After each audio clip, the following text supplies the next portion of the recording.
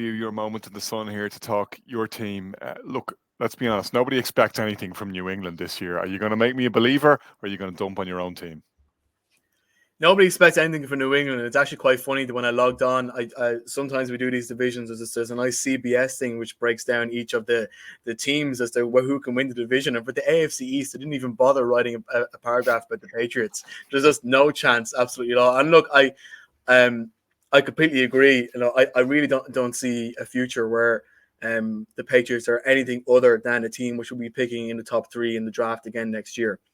But that's not necessarily a bad thing. I mean, we have to remember there is a lot. This is an organization which has experienced very little change in 20 years.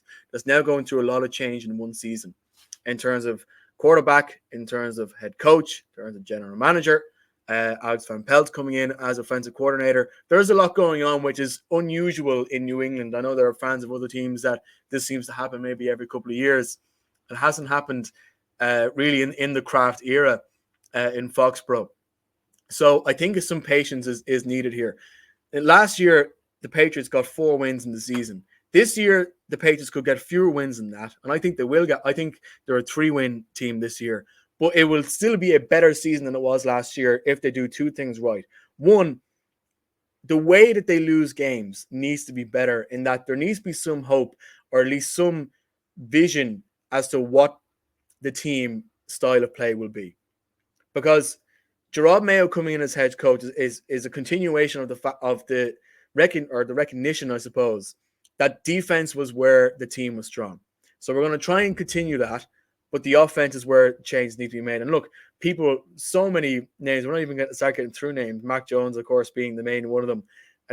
Names was thrown out. Bailey Zappi, if he's not gone, he's severely sidelined anyway.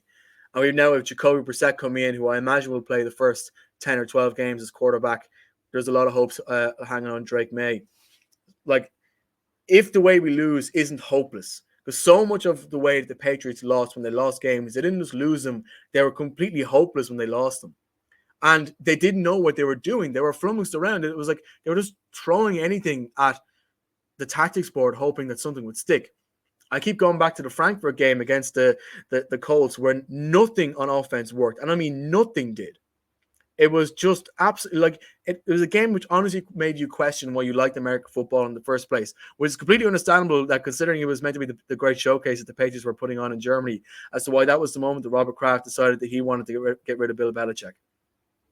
If they come into this season now, and at least on offense, to have a style of play that they're trying to do something interesting, they're trying to throw the ball more than 15 yards, which they rarely did with Mac Jones. And if they did, he wasn't given enough time in the pocket to do it.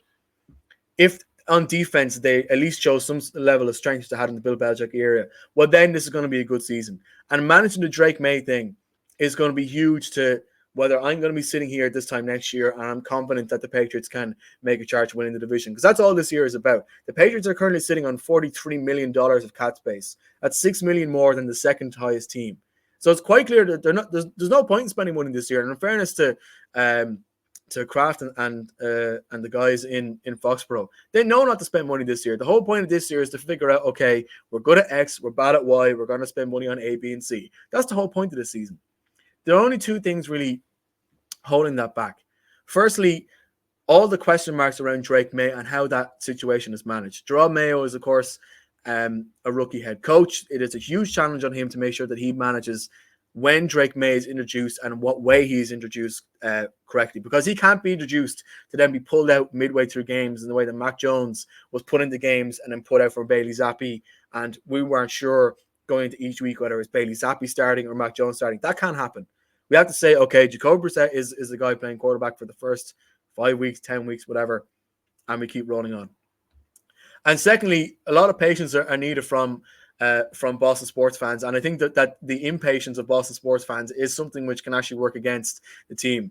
You know, it is true that us Boston sports fans are assholes, massholes, if you will.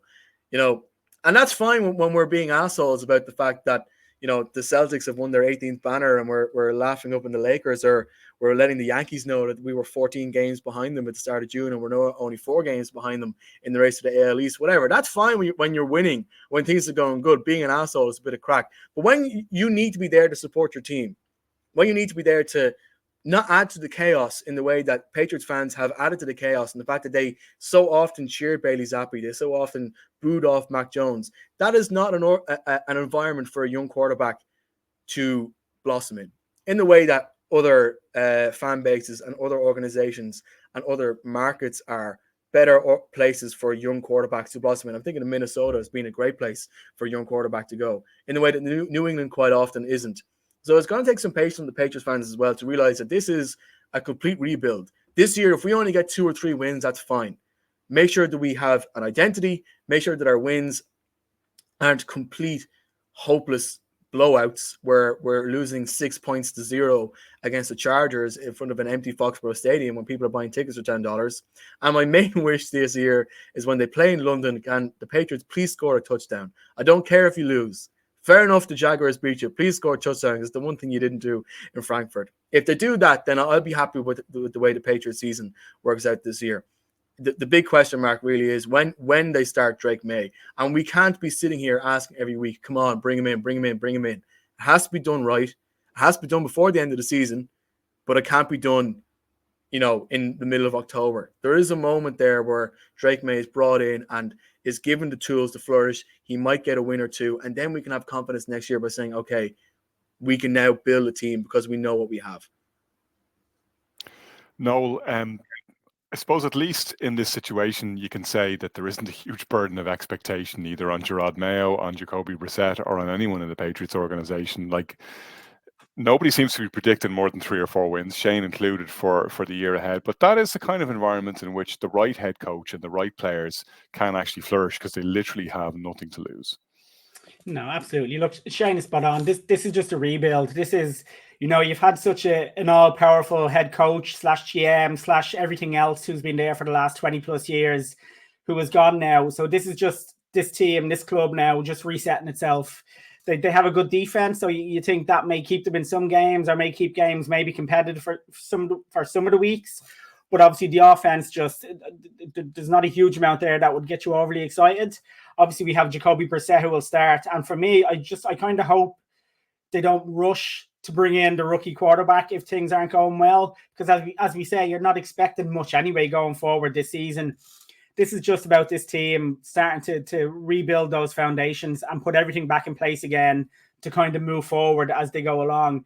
And look, as you say, there is no expectation, so there is no pressure on these guys. Obviously, they don't want to go out and absolutely be terrible every week. They still need to show fight. They still need to show that there's a game plan and there's a roadmap that they're going to start following. Even if they're only at the very beginning of that, you still need to see a structure and a plan that you're going to see develop over the years. But yeah, look, there's no pressure. Just get everything back, reset to 0. And then take it from next year. And if you do have that high pick, just use it to continue to develop this team and put pieces in place. And yeah, that's all they can do for now. It's just make the best of it, do what you can, and hope you get a decent draft pick that can help you continue to develop from next year on. What do you think is going to happen on the Drake May score, Kieran? Like Shane said, I think quite rightly that you need to be done in an organised and managed way. You can't be bound to the pressure if you have a couple of bad games. If Jacoby Brissett, who's an absolute pro, in fairness to him, he's not gonna light it up. But if it's not going well and there is a clamour, or God forbid if Brissett gets injured in an early game, do they go straight to Drake May, or would they be better off biding their time and not throwing him in the deep end because they don't have the weapons? There's not a lot to be hopeful of in terms of easing a young high draft pick into the fray here. Yeah, I mean, I can see a situation where May is starting week 6, week 7. I mean, like I said, Jacoby Brissett is a solid journeyman, but he's not going to get fans excited. He's not going to put bums in seats, and he's not going to get people talking about a quarterback. I watched a lot of Drake May at North Carolina in the ACC. Watched him put up some big numbers. University of North Carolina has produced a couple of quarterbacks over the last 6-7 years. Sam Howell, Trubisky came from there. So there's a line similar to Clemson and Bama and places like that, not to the same extent, but Drake May, as you've seen from the Hard Knocks, from the Giants Hard Knocks, Drake May is a commodity that was highly sought after in the draft. The Giants were crestfallen; they weren't able to get him. We saw that image of Joe Shane trying to talk to the Patriots about moving up. I like Drake May. I've seen a lot of him in college, and yes, he's playing the ACC. He's playing Wake Forest and people like that. But he's putting up big numbers, and he's composed, and he looks good.